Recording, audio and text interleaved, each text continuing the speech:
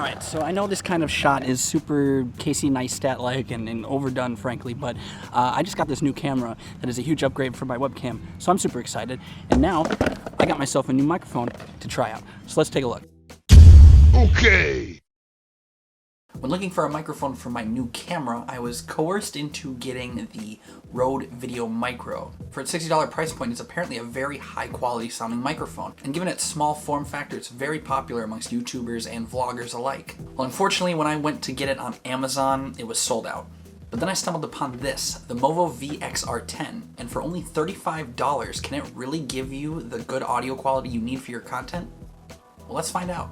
Starting with our unboxing, we find that we get a lot for our $35. You get the microphone itself, along with the plastic shock mount, a dead cat or windscreen, however you choose to call it. There's a TRS cable for your camera and even a TRRS cable to use with your smartphone. And you can keep it all together with this included fake leather carrying bag. It's pretty nice. The VXR10 is an electric condenser microphone with a cardioid pickup pattern. And what that means is the microphone picks up audio in a heart-shaped pattern in front of the microphone and rejects noise in the back. And you know, when looking at the specifications of this microphone and everything that comes in the box, it's kind of undoubtedly a cheaper competitor to the Videomicro. And it's unfortunate that I don't have the Rode microphone because it'd be really nice to see how it compares with the Movo. But you know what? Hold on one second.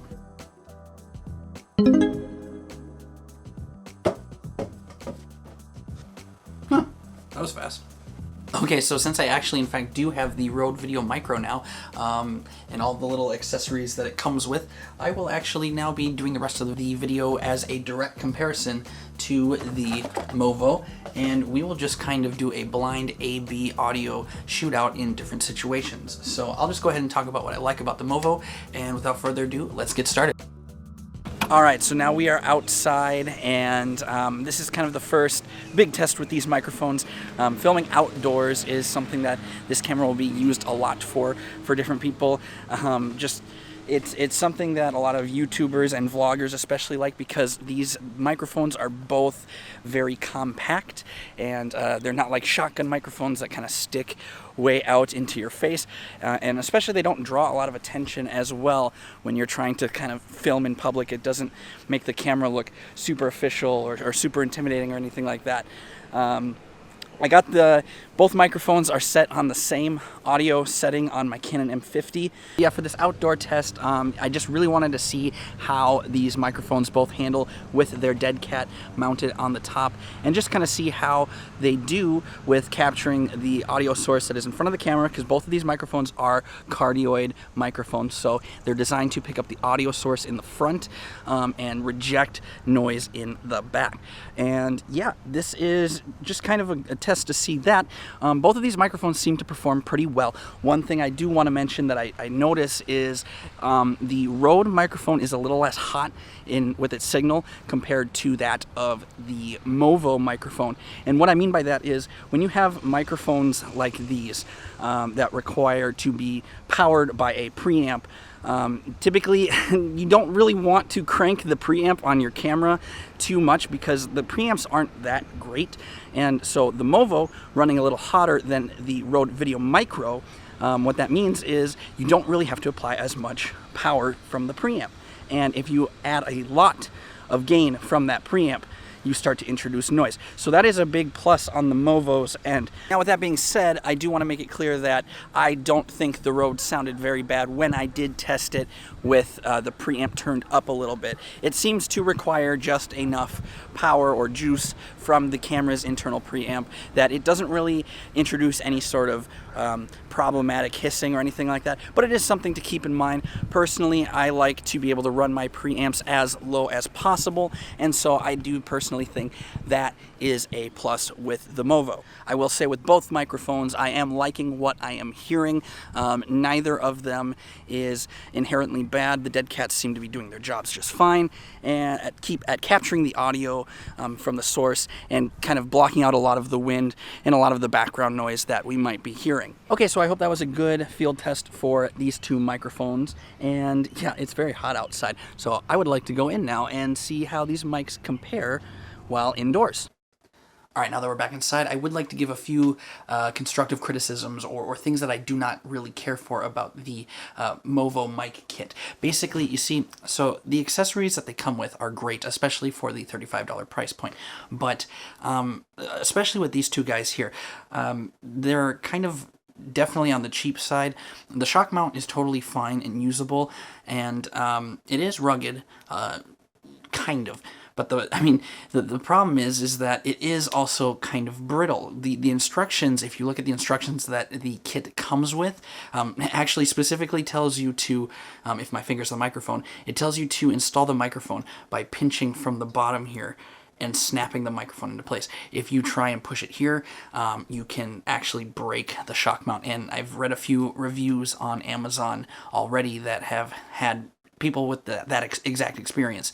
They, had the shock mount installed on the top of their camera, and they tried pushing the microphone down, and the thing snapped. If you look at the Rode mic kit, the shock mount itself is, although plastic, much more flexible, and I do not worry that this thing's going to break at all.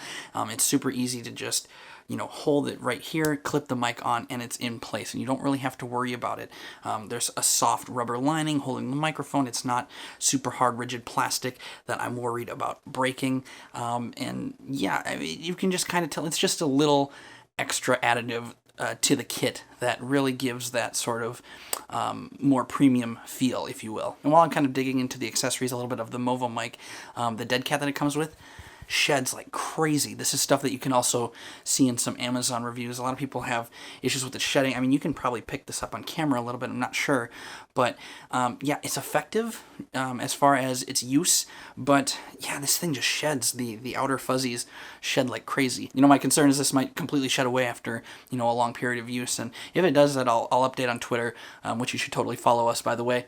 And yeah, although it comes with a lot of good accessories, like especially the phone cable, the fact that you can plug the Movo mic into your smartphone and use your smartphone as your main camera for like vlogging and stuff. Some of these accessories just are definitely on the cheaper side and definitely show some signs of corners being cut.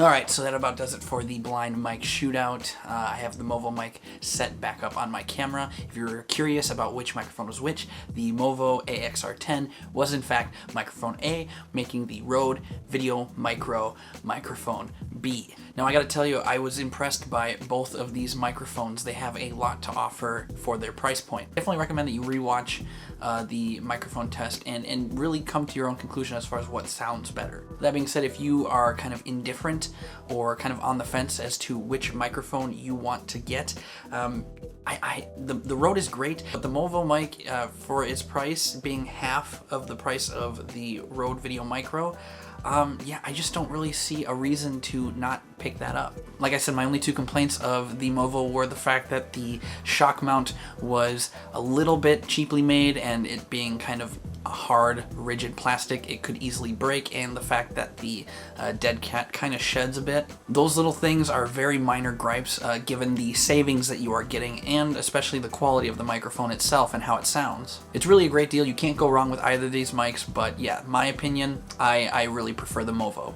But of course, I would love to hear what your thoughts and opinions are on this microphone, as well as the Rode Videomicro. Did you prefer the sound of one over the other? Did you find the savings to be a bigger selling point? Or do you find the accessories and the sound quality of the Rode mic to be superior to that of the Movo? Of course, any and all thoughts I would love to hear in the comments down below. But that about does it for this one, ladies and gentlemen. Thank you so much again for checking out the video and checking out the channel. If you like this video, do consider hitting that like button, as it is the best way that you can help a small channel like us get our videos seen by the YouTube algorithm. If you like this kind of content and you want to see more like it, do consider hitting the subscribe button as well as the notification bell icon to stay notified on everything that we are doing. We upload new videos every Monday and Friday, as well as live stream on YouTube every Wednesday night, usually around 8:30 or 9 p.m. Central Time. And by all means, feel free to hit us up and chat with us on any of the social media platforms we're on, like Facebook, Instagram, and Twitter. A huge thank you to everyone who has supported us so far and subscribed to the channel. We are almost halfway to our goal of 1,000 subs. We're getting very close to 500, and we might be doing some sort of giveaway soon once we get to that point. But that's seriously enough rambling out of me. Thank you again so much for watching. My name is Blake, and for all things tech, games, movies, and other nerdy things in between, be sure to subscribe to Digital Cynics. Have a good one, everyone.